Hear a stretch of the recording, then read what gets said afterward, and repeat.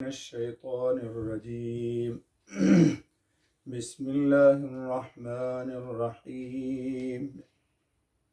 الذين يؤمنون بالغيب ويقيمون الصلاة ومما رزقناهم ينفقون صدق الله العظيم الحمد لله رب العالمين والصلاة والسلام على خاتم الأنبياء وسيد المرسلين سیدنا محمد وآلہ وصحبہ اجمعین۔ دوستو سامعین، الذین یؤمنون بالغیب پر گفتگو کرتے ہوئے ابتدائی طور پر اللہ پہ ایمان کیا ہے اور اللہ کے ایمان کا تقاضا کیا ہے، اور آخری درس میں یہ بات آئی تھی کہ اللہ کا تعارف کیا ہے اور اللہ رب العالمین کی ذات کیا ہے۔ آج ہمارے درس میں اور چند دنوں تک مقام نبوت اور حقوق نبوت اور تعارف نبوت کے سلسلے میں تھوڑی سی بات چیت ہوگی، تاکہ ہمیں جب یہ معلوم ہو جائے گی بات کہ مقام نبوت کیا ہے اور حقوق نبوت کیا ہے، تو نبی پاک علیہ الصلاۃ والتسلیم کے سلسلے میں جو لوگوں کے دلوں میں بدگمانی ہے کہ حضور اکرم صلی اللہ علیہ وسلم کی ذات کو رسول مان کر کے حضور اکرم خاتم النبیین صلی اللہ علیہ وسلم کی احادیث کا انکار کرتے ہیں، وہ لوگ بہت سخت دھوکے میں اور بڑی بھول میں مبتلا ہیں۔ اصل میں انکار حدیث کا فتنہ یہ انکار نبوت ہے، اور دراصل انکار نبوت کے ساتھ ساتھ انکار قرآن بھی ہے، چونکہ رسول اکرم خاتم النبیین صلی اللہ علیہ وسلم کو نبوت کے بعد اللہ تعالیٰ رب العالمین نے بہت اونچا ایک مقام عطا فرمایا ہے، جس کی تفصیل انشاءاللہ آئندہ ایک ایک آیت کے تحت آئے گی، اور اس سلسلے میں جو خاص باتیں ہیں انشاءاللہ العزیز وہ سب کی سب آپ کے سامنے پیش کی جائے گی۔ کوشش یہ ہوگی کہ لوگوں کے شکوک و شبہات ختم ہوں اور ہماری آخرت کی تباہی اور بربادی اللہ رب العالمین سے ہمیں بچا لے،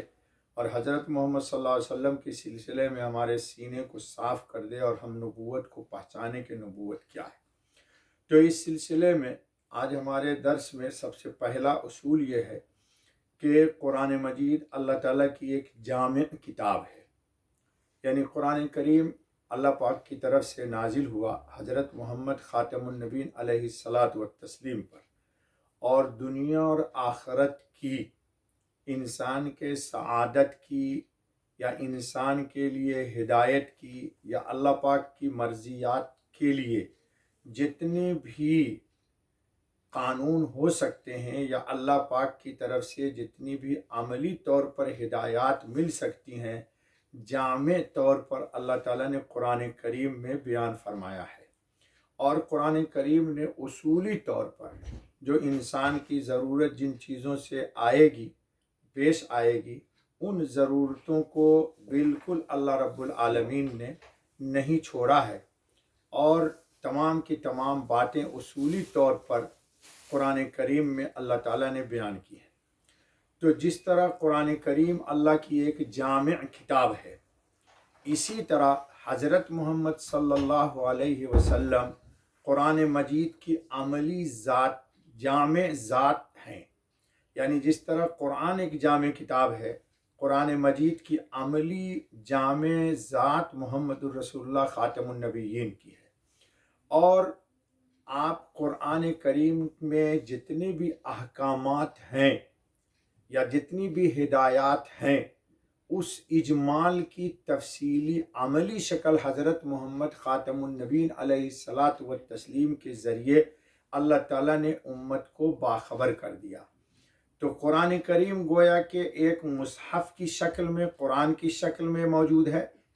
اور حضرت محمد صلی اللہ علیہ وسلم اسوہ کی شکل میں قرآن موجود ہے، یعنی عملی طور پر قرآن محمد صلی اللہ علیہ وسلم کی ذات ہے،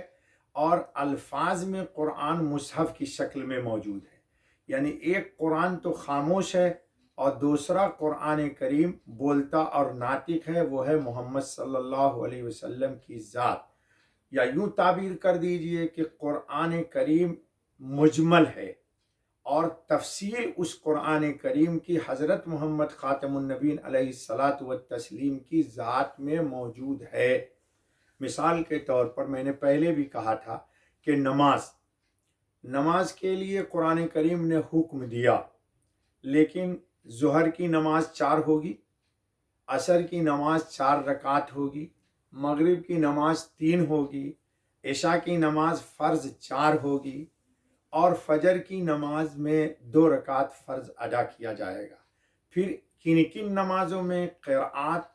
قرآن کریم کی تلاوت بالجہر ہوگی، اور کن نمازوں میں آہستہ سے قرآن پڑھا جائے گا، اس کی تفصیل قرآن کریم میں تفصیل نہیں ہے، اور یہ حضرت محمد صلی اللہ علیہ وسلم کی سنت سے اور حضرت محمد صلی اللہ علیہ وسلم کے اسوہ سے امت جانتی اور پہچانتی ہے۔ پھر یہ کہ تفصیل کے ساتھ رکعات کے ساتھ ساتھ مثلا ہمارے یہاں قرآن کریم فرض نمازوں میں 2 رکعت اولا میں فاتحہ کے ساتھ سورت پڑھی جاتی ہے، اور دوسری 2 رکعت میں صرف فاتحہ پڑھی جاتی ہے جی، اور وتر کی مثال کے طور پر تینوں رکعت میں فاتحہ کے بعد سورت پڑھی جاتی ہے۔ پھر مغرب کی نماز میں ہم 2 رکعت میں فاتحہ کے بعد سورت ملاتے ہیں، تیسری میں صرف فاتحہ ملاتے ہیں، پڑھتے ہیں۔ تو یہ تمام کی تمام تفاصیل عملی طور پر ہم کو سنت کے ذریعے سے معلوم ہوئی، اور یہ حضرت نبی کریم صلی اللہ علیہ وسلم کے اسوہ سے جانا پہچانا گیا۔ زکوٰۃ کے لیے میں نے ایک دن بتایا تھا کہ زکوٰۃ 100 میں 2.5 روپے دینا ہے، یہ تو مال کی زکوٰۃ ہوئی، لیکن جانوروں کی زکوٰۃ کی تفصیل یہ سنت کے ذریعے سے امت کو اطلاع ہوئی۔ تو اگر قرآن کے ساتھ ساتھ ہم حدیث کو اگر نہیں ملائیں گے، یا قرآن جس طرح کہ اللہ سے ہم رسول کو جدا نہیں کر سکتے، اسی طرح قرآن سے ہم حدیث کو جدا نہیں کر سکتے، اور اگر اللہ سے ہم نے رسول کو جدا کر دیا تو ہمارا ایمان کا ہمارے کوئی اعتبار نہیں ہوگا۔ اسی طرح قرآن کریم سے اگر ہم احادیث کو جدا کر دیں تو قرآن ہمارے سمجھ میں نہیں آئے گا، ایک بات۔ دوسری چیز ہمیں یہ یاد رکھنی ہے کہ قرآن کریم اللہ کی ایک کتاب ہے، اس کتاب کی آیات کی تفاصیل حضرت محمد صلی اللہ علیہ وسلم کو اللہ کی طرف سے باخبر کیا گیا،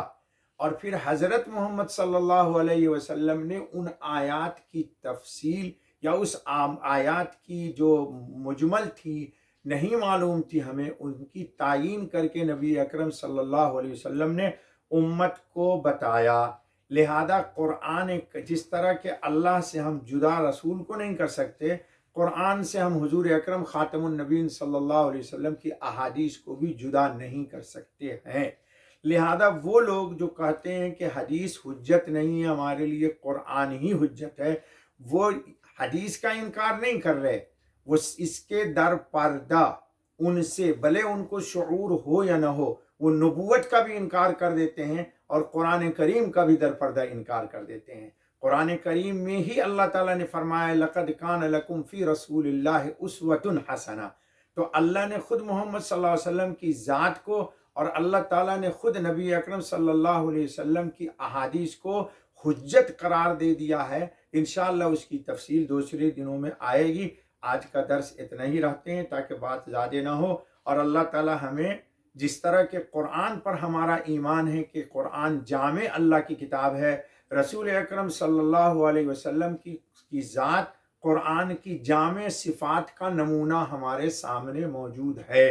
اللہ تعالیٰ ہم سب کے سینہ کو نبوت کی طرف سے صاف شفاف رکھے اور ہمیں کمال ایمان عطا فرمائے۔ بس بھائی، سبحان اللہ بحمدی، سبحان اللہ العظیم، سبحانک اللہم و بحمدک، اشہد ان لا الہ الا انت، استغفرک و اتوب الیک۔